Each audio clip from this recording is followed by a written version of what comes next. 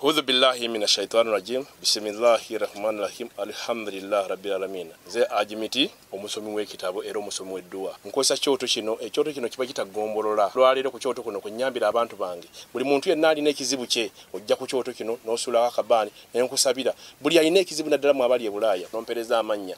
Ne ngasula mu kyoto kino, ne nkusembera edduwa, ne nkujjako ebizibu ne bikusumbuye. Walemererwa mirimu ki ddala mu abali e Bulaaya, abali mu nsi muno mu Uganda, abalemeddwa okufuna visa. Nantegeeza eri abaana Adamu enkozesa nkofu ku kyoto kuno. Bamala okusindika enkofu eyo negenda ebanja, amabanja ge bakubanjiza gonna. Gwe yalema okufuna okuweebwa ajimiti nkozesa amazzi. Ku nnyanja kuno kumulengera ku mazzi wano ajimiti nga bwenyimidde olwaleero ngokumasira abaana Adamu. Bompereza ebiwandiiko byonna bye bompereza ng'oli e Bulaaya. Mbikwata ne mbizinga ne mwandika kapapula. Ne mbisula mu nnyanja. Ne nsaba Allah gwe nsinza asumulule ebyo bye babikulemeredde. Awa visa agifuna, alemedde ofuna omusajja omulungi amufuna. Nsangibwa ku namba 0752 Bwe tujja mu program the way tuba tuzze nga tuzze kwogera ku mwana era twogera ku bulamu anti ali full package omwana bw'atandika era owulira ebyawandiikibwa bidde byonna ne bipointinga ku kiri nti nze ekkubo n'amazima n'obulamu Yokaana so 16 mwana tolina bulamu era tolina mazima.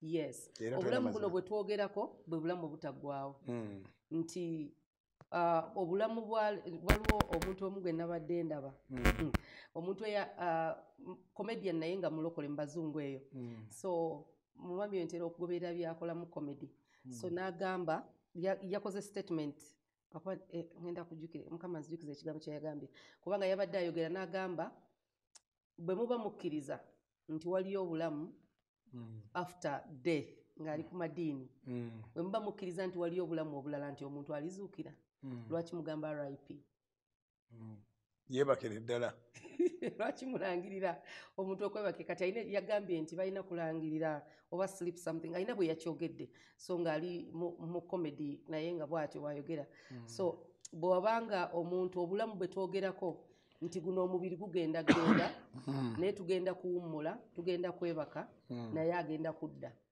akime baalisanga nga balamu bwadda kati waliwo bagenda okusanga ffe nga tuli balamu era nga ffe abamukkiriza ne tutambulira mu kkubo tugenda kuba nga tumusinkana naye ate bannaffe baganda baffe abeebakira mu ye oba abaafiira mu ye be bagenda otusooka tubasinkane so obulamu obwo oba oluvannyuma tugamba nti that eternal life tuddeyo eri mu immortality gye twatandika nayo nti Katonda yatonda omuntu nga si wakufa ekibi ne kireeta okufa naye Kristo bwe yajja yateekawo okumukkiriza osobola okuba nga oddayo mu kiri ekyaliwo mu ntandikwa so obwo obulamu osalawo busazi Kristo osalawo busazi ne bakukolamu kye bayita transformation n'okyusibwa ebyawandiikibwa bigamba nti mukyusibwe mutuukirire mu kwagala kwa Kristo so si mu kwegomba kw'ensi oba okufaananyizibwa ensi ekyawandiikibwa ekyo gwotera okubeera nakyo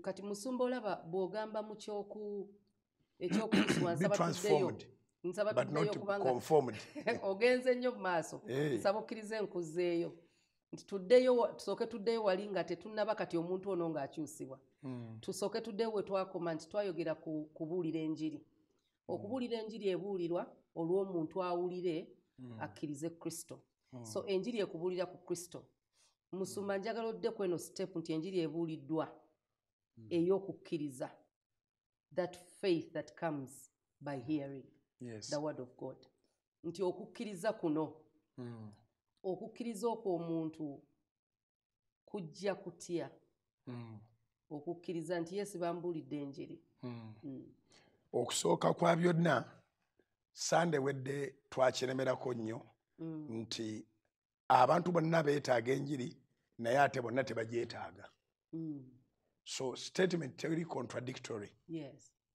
we all need the gospel we all need Christ we all need the kingdom of God but we don't need it all of us abamu beeyawula munaga don't tell me twakyogerako nti kino kirabo omuntu akuleetera ekirabo it's a free gift salvation oli wadde mbogi receivinga oba obutagi receivinga kaakati ekisookera ddala omuntu akkiriza aba muntu mukulu era omwana omuto ebibye Katonda yabimanyi era omwana ono omuto engeri gy'ataana bakwawula Katonda na Sitaani wa Katonda si wa Sitaani. Kyobalaba omwana omuto tatya. Simanyi kuba sirina nnyo nkyenzijjukira bwe nali nkyali muto kye nalowoozanga nga nkyali muto, naye omwana atandika okutya ng'atandise okutegeera ebyensi nga tumaze obbimumanyisa. Omuliro guba tegumwokya ye ku lulwe, omusota guba teguminaako buzibu. Tulabye obufaananyi bungi ng'abaana baluma embwa. Embwa bwemuleetako essagaliko ng'akakwata naye ng'akaluma omumwogo. Akabwa nako kagenda kalajana. Sirabangako ng'akabwa kasasiteyiniza olutalo. Omwana omuto yekka yatabulirwa njiri. Nzirayo nti ogambye ekitegeeza nti obulokozi bwa muntu mukulu. Bwa muntu mukulu kubanga yoli Yesu gwayita alina ebibi. Matayo 9:13.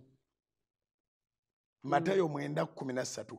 Omuntu omukulu bw'alowooza nti nno mutuukirivu naye ng'ate tabuwadde Yesu obulamu nti yamuwadde obutuukirivu. Obutuukirivu okusooka kwa byonna tetubwewa, babutuwa buwi. Tewaliwo bikola omuntu byakola n'abeera mutuukirivu nga tanaba kukkiriza Kristo. Ntegerekeka. Awandiika akiwandiike. Tewaliwo bikolwa muntu byakola nga takkirizanga Kristo ne bimufuula omutuukirivu. Ekibuuzo kiri nti ebikolwa ebirungi musumba tubireke kuba tebitufuula abatuukirivu. Ebikolwa ebirungi temubireka bibafuula abantu abalungi. Abadde muntu mulungi. Bw'ofa nga tolokose naye ng'olina abaana 8 b'oweeredde, ng'olina bannamwandu b'ozimbidde, ng'olina abaali batalina basula bw'oyambye, n'abaali batalina mmere bewawa emmere, n'abaali batalina bujjanjabi bewawa obujjanjabi, oba okoze ebikolwa ebirungi. Era ne Katonda abisanyukira. Naye takuwa ggulu. Wangi? Takuwa ggulu. Katonda takuwa ggulu. Kubanga paasiwaadi y'eggulu mwana we. Get paasi y'eggulu mwana we.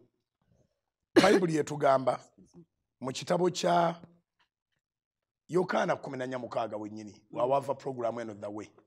Waga nti nze kkubo n'amazima n'obulamu.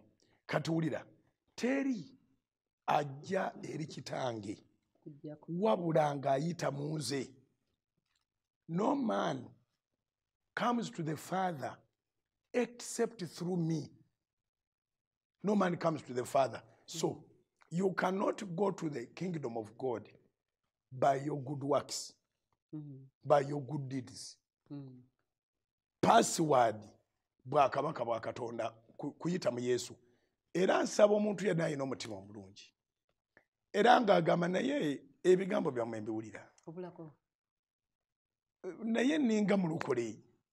Olinga toli. Ebigambo byammwe mbiwulira. Abamu bamanyi n'okugamba ndi mulungi okusinga abalokole. Kubanga bwe ndaba bano abalokole ba kanaakani bani ate awo ne ŋŋamba nti ndowooza wendi ndi okay.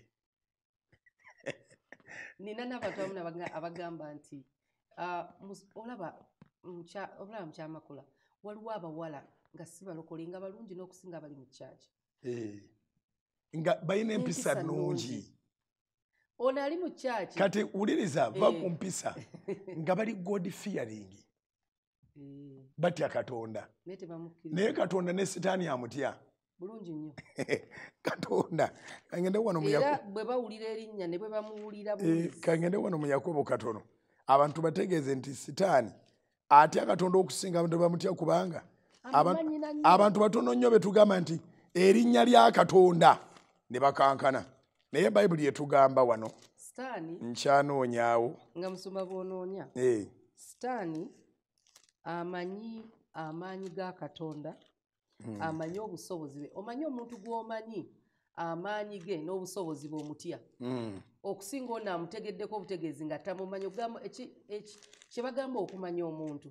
Eyali abaddeko naye yayinza omukugamba. Butereevu. Kati Sitaani amumanyi asobola omudistroyinga. Amanyi lwathi ya Katonda. Amanyi lwathi, amanyi ne laavu ye. Butereevu. Kati ye yagiregako. Ntuuseewo. A'udhu billahi minash shaitani rajim. Bismillahir rahmanir rahim. Alhamdulillah rabbil alamin. Nze ajimiti omusomi w'ekitabo era omusomi w'edduwa. Nkozesa kyoto kino, ekyoto kino kiba kitagombolola. Lwaleero ku kyoto kuno kunnyambira abantu bange. Buli muntu yenna alina ekizibu kye, ojja ku kyoto kino n'osuula akabaani ne nkusabira. Buli alina ekizibu naddala mu abali e Bulaaya n'ompereza amannya.